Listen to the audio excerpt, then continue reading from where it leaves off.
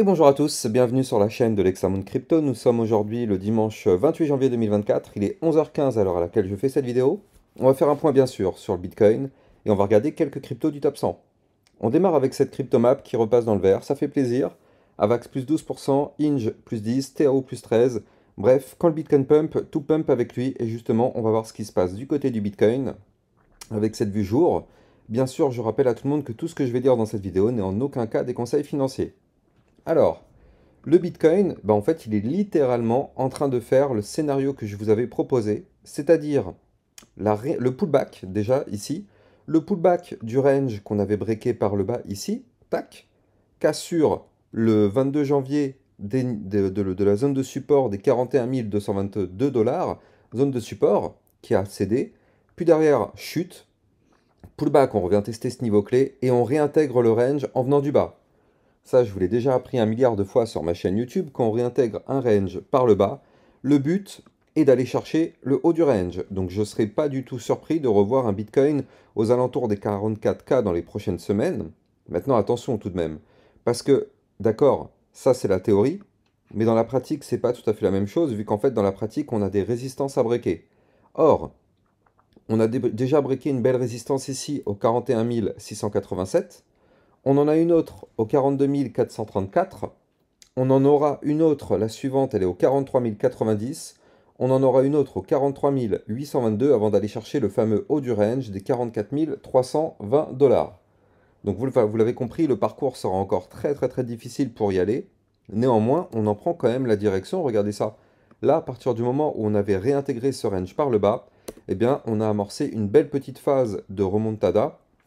Et d'ailleurs, je rappelle que pour tous ceux qui ne connaissent pas encore ma chaîne YouTube, ces scénarios-là avaient complètement été anticipés, hein. Si on regarde un petit peu, effectivement, voilà. La vidéo du 24 janvier, c'était la remontada, donc c'était il y a 4 jours. Je vous avais parlé de remontada. Et après, depuis, effectivement, j'avais déjà annoncé qu'il y avait une réaction qui allait arriver. Réaction attendue. Et ici, mouvement sous 48 heures, ça c'était le 26 janvier. Et donc effectivement, ça s'est complètement produit parce que le 26 janvier, on était ici, vous le voyez, tac. Et donc là, ce mouvement avait largement été anticipé puisque derrière, il y a eu le pump. Donc ça, franchement, sur ma chaîne YouTube, eh bien, on s'est fait plaisir avec ce mouvement-là. Mais bref, maintenant, ce qui va nous intéresser, c'est ça. On veut impérativement clôturer la journée au-dessus des 42 434 dollars. Si on arrive à clôturer la journée au-dessus de ce niveau-là, ce niveau se transformera en zone de support, alors qu'actuellement c'est une résistance, donc on verra bien, hein, la journée ne fait que commencer. Si on arrive effectivement à breaker ce niveau clé, eh bien ça nous donnerait de la force pour aller chercher la résistance, comme je vous l'ai dit tout à l'heure, des 43 090. Par contre, si cette résistance n'arrive pas à être breakée, malheureusement, ça risque d'être difficile et le risque de rejet pour revenir chercher les 41 687 serait alors dans ce cas-là augmenté. Mais bref, pour l'instant, on n'est pas dans ce scénario-là. Pour l'instant, on voit qu'on a envie de reprendre de la force. Donc on va patienter, on va voir jusqu'où serait capable d'aller chercher ce mouvement haussier. Mais je pense que pour moi, la target de ce mouvement serait vraiment au maximum les 44K pour revenir chercher le haut du range. Et après, voir si effectivement on a la force de breaker par le haut ou si malheureusement on se fera rejeter pour chuter une nouvelle fois. On verra à ce moment-là. Mais dans tous les cas, de toute façon, tant que les résistances ne sont pas breakées, inutile d'espérer quoi que ce soit, il ne se passera strictement rien du tout. Allez, vu 4 heures, par contre, là, c'est beaucoup plus parlant, regardez ça. On le voit parfaitement sur ce tracé. Le Bitcoin qui fait réintégration après réintégration, regardez. On était ici, donc dans cette première boîte violette qui était là. Tac, vous le voyez, c'était un range qui a été breaké par le haut. D'ailleurs, c'est ça que j'avais donné dans mon channel des alertes. On a pu anticiper ce mouvement avant qu'il arrive. Je rappelle d'ailleurs qu'en parlant de mon channel des alertes, eh bien, pour tous ceux qui n'ont pas encore pris un abonnement, sachez que là, jusqu'au 28 février 2024, il y a une promotion de 30% avec ce code promo LEXAMOON30. Ça vous permet justement d'obtenir une remise de 30% sur effectivement le prix de l'abonnement. Et cette remise, elle est à vie, du moins tant que vous ne résiliez pas votre abonnement. Cette remise sera fonctionnelle si vous saisissez ce code promo. Donc n'hésitez pas à taper dedans. Bien sûr, c'est un code qui fonctionne qu'une seule fois. C'est-à-dire que si vous le prenez là, vous résiliez dans 3 mois par exemple, eh bien derrière le code ne sera plus fonctionnel. C'est qu'une seule fois, mais en tout cas, tant que votre code est activé et que votre abonnement est actif, la promotion reste valable. Donc bref, n'hésitez pas à taper dedans, c'est jusqu'au 28 février 2024. Et je rappelle que dans ce channel, justement, je vous donne des alertes concernant le Bitcoin, ainsi que plein de crypto-monnaies à surveiller avec des niveaux clés. Donc n'hésitez pas, bon bien sûr, ceci n'est pas fait pour les débutants, hein, il faut déjà avoir les bases, il faut savoir comment on trade un range, un support, une résistance, il faut savoir qu'est-ce que c'est qu'une méthode de trading en scalping, en day trading et tout ça, bien sûr. Mais pour toutes les personnes qui connaissent à minima ça, eh bien effectivement, c'est très intéressant parce qu'on arrive à réaliser des profits vraiment cool. D'ailleurs, il y a une personne qui m'a contacté, je crois que c'était ce matin sur mon Discord, je sais plus, ouais, je crois que c'était ça. Oui, voilà, là, la personne, elle a dit quoi? Elle a dit, bah voilà, take profit sur la poussée du RNDR, donc le RNDR qui avait été donné hier, abonnement du channel amorti le jour même de l'inscription. Donc ça, franchement, ça fait plaisir. C'est pas le seul, hein, il y a beaucoup de personnes qui ont réussi à faire ça. Mais bon, bref, en tout cas, vous avez le lien en description de mes vidéos si vous êtes intéressé. Allez, continuons dans l'analyse technique. Donc là, au niveau du Bitcoin, je vous l'ai dit, on a des ranges qui sont là. Et quand on est dans une phase haussière, les ranges, en général, break par le haut. Or, ici, depuis le 24 janvier, nous avons repris une phase haussière. Vous le voyez, depuis qu'on est au-dessus de cette ligne de tendance haussière en bleu, eh bien, on est dans une tendance haussière. Et donc là, on break ce range par le haut. Puis derrière, on va chercher le range suivant ici, vous le voyez. Boum, réintégration du range par le bas. Le but est d'aller chercher quoi? Le haut du range. C'est chose faite. On casse ce range par le haut. On va chercher le range suivant. Donc là, on y est. Hein. On y est. On tente la réintégration. 42 434, c'est le bas du range. Si on arrive à clôturer au-dessus de ce niveau-là, en vue 4 heures, et bien dans ce cas-là, ce serait plutôt bénéfique parce que ce serait pour aller chercher une nouvelle fois le haut du range, comme ce qui a été fait ici. Tac, à chaque fois qu'on est dans qu'on réintègre un range par le bas, le but est d'aller chercher le haut du range. Mais attention ici, même si on arrive à réintégrer le range au 42 434, on aura quand même une grosse résistance au 43 090 avant d'aller chercher le haut du range. Donc attention à ça tout de même. Et on aura aussi d'ailleurs, je le rappelle, une résistance intermédiaire que j'ai pas dessinée mais que je devrais faire. Voilà, je vais le faire tout de suite. Voilà, on aura une résistance intermédiaire ici au 42 860. Voilà, comme ça on est hyper chirurgical sur la chaîne YouTube. Donc là, vous l'avez compris, il faut impérativement clôturer au-dessus en vue 4 heures des 42 434 $. Si on n'arrive pas à le faire, malheureusement, ça voudra dire qu'on reste sous résistance. Donc attention, attention, tant qu'on est sous résistance, pas de pump en vue. Allez, on va jeter un petit coup d'œil justement sur nos cryptos du top 100.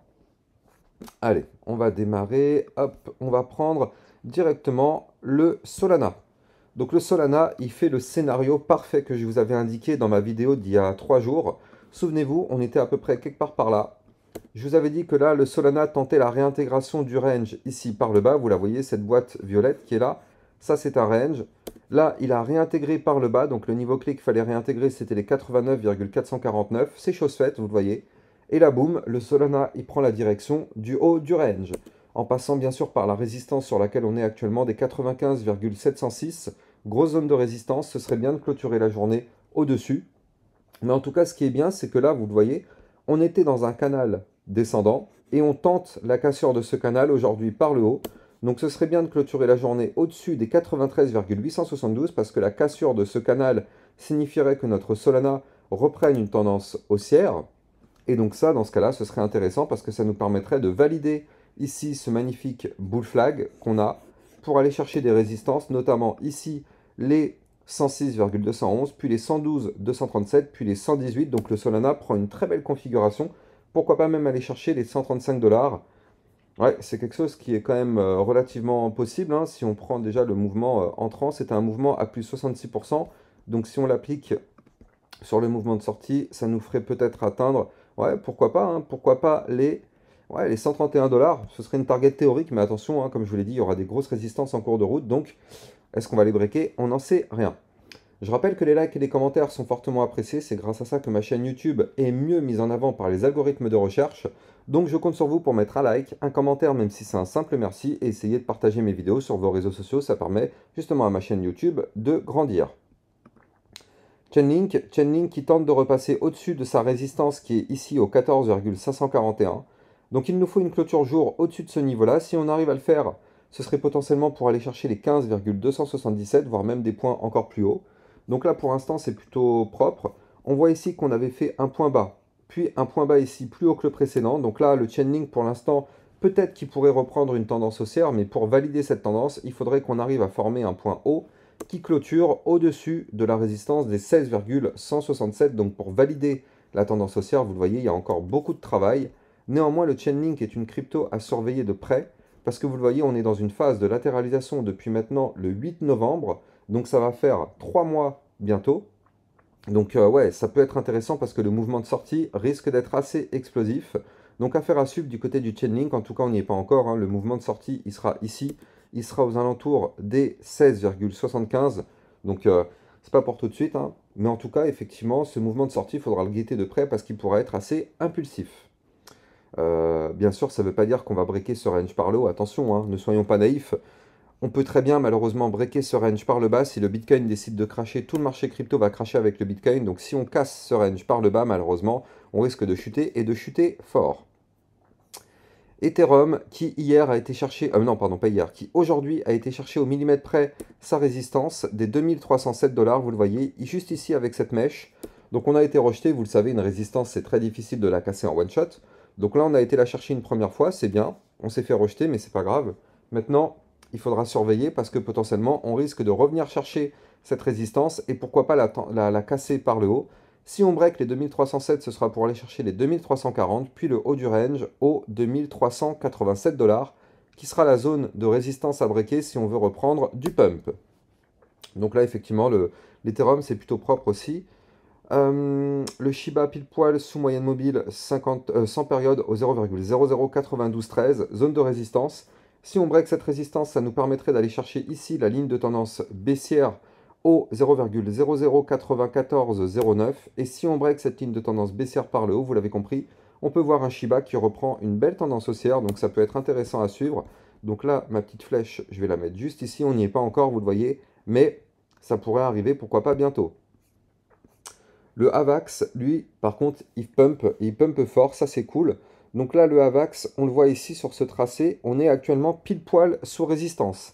La résistance, elle est ici, elle est à 36,630. Donc là, elle est là. Si on n'arrive pas à breaker cette résistance, bah, le pump est terminé.